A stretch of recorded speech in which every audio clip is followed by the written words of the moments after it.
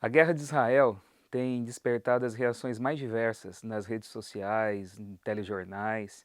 E como pastor, muitas pessoas ficam me perguntando se essa guerra tem alguma razão religiosa, alguma questão religiosa por trás. E eu digo para as pessoas aquilo que a gente está vendo, né? A gente tem que primeiro entender quais são e quais serão os desdobramentos desse conflito para poder ter algum tipo de posição a respeito da natureza e do alcance disso. Tudo é muito recente, tudo é muito novo, e uma coisa é fato: nós não estamos vendo uma guerra entre Israel e os palestinos, como muitas pessoas colocam. Nós estamos vendo uma guerra entre o Estado de Israel e um grupo terrorista Hamas, que usa a causa palestina e tem usado o povo palestino para cumprir a sua agenda, que é a desestabilização atual das relações que estavam sendo feitas entre Israel e Arábia Saudita. Muita gente pensa assim e pergunta para mim: pastor, mas isso é um cumprimento profético? Tem profecia acontecendo? Como que a gente pode entender isso na história? A Bíblia fala que guerras, rumores de guerras, conflitos aconteceriam à medida que nós fôssemos chegando perto do fim da história. E eu acredito que esse conflito, até que se prove o contrário, é mais um entre eles. Aquela região, de acordo com Daniel capítulo 9, seria o palco de muitos conflitos, porque diz que até o fim desolações estavam determinadas para acontecer, porque é uma região muito tensa. E desde a criação do Estado de Israel, pela ONU em 1948, nós vemos uma escalada maior do conflito, porque nós temos um Estado que foi criado, não foi criado um Estado palestino, e Israel foi crescendo e foi tomando conta de regiões onde o Estado palestino poderia se viabilizar no futuro, o que hoje é muito difícil acontecer. Essa questão é política. Algumas pessoas que querem vender uma ideia de cumprimento profético religioso, com essa guerra que está acontecendo agora, são alimentadas por uma interpretação teológica que a gente costuma chamar de dispensacionalismo. Basicamente, o que o dispensacionalismo enxerga? O dispensacionalismo, que surge no finalzinho do século XIX e foi alimentado bastante aí no começo do século XX, o dispensacionalismo entende o seguinte: que todas as promessas feitas pelos profetas de que haveria uma reunião dos exilados de Judá, que Deus congregaria os espalhados de Israel, de todas as nações, que essa promessa se cumpriu com a criação do Estado moderno de Israel.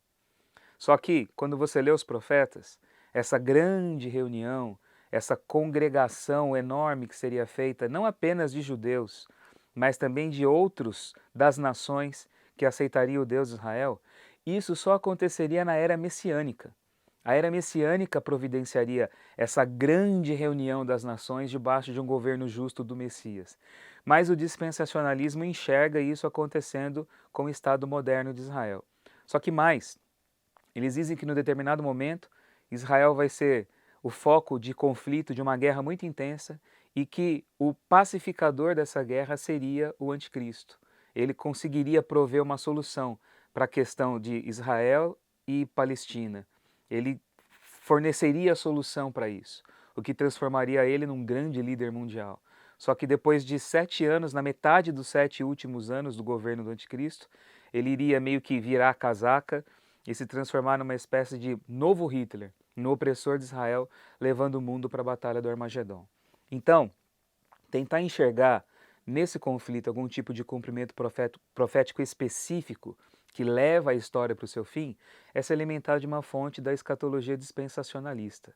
E a teologia dispensacionalista, ela deixa de levar em consideração muito do que os profetas falaram que se cumpriria na era messiânica. Portanto, a gente tem que ter pé no chão e muita consciência para entender que esse conflito tem origem política.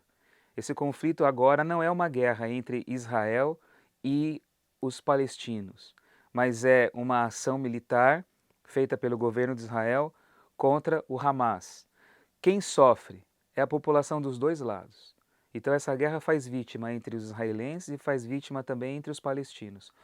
Muitas pessoas querem ideologizar essa guerra. Pessoas que são de esquerda, pessoas que são de direita, alguns querem ver Israel como vilão, outros querem ver os palestinos como os vilões, orar apenas pelo Estado de Israel e esquecer de lado milhares de pessoas que estão agora sofrendo com os bombardeios, estão ali sendo vitimadas por isso, assim como também milhares de famílias israelenses que estão sepultando seus jovens, muitos jovens morreram, muitas crianças morreram. Então, meus queridos, a gente tem que ter muito cuidado para poder emitir opinião a respeito desse conflito.